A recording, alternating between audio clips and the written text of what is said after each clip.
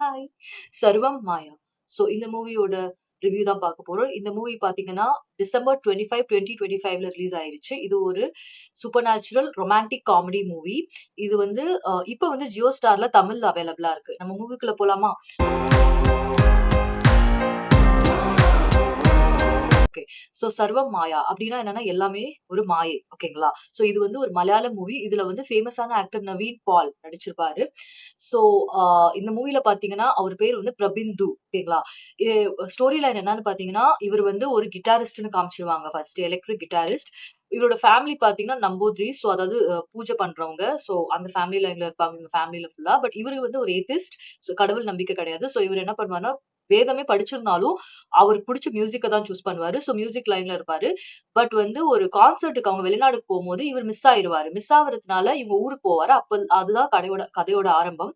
So பார்த்தீங்கன்னா வந்து, இவரு வந்து because of financial like money வேணும் அப்படின்னு சொல்லிட்டு, அ ஒ போய் நம்ம பூஜை பண்ணலான்னு போவாரு. ஓகே அவருக்கு பூஜை தெரியும். பட் அந்த சமயத்துல அவருக்கு மணியும் தேவை. சரி ஓகேன்னு போறாரு. போற இடத்துல பார்த்தீங்கன்னா, ஒரு பேய் பார்த்தீங்கன்னா, இவரு கூட ஒட்டிக்குது.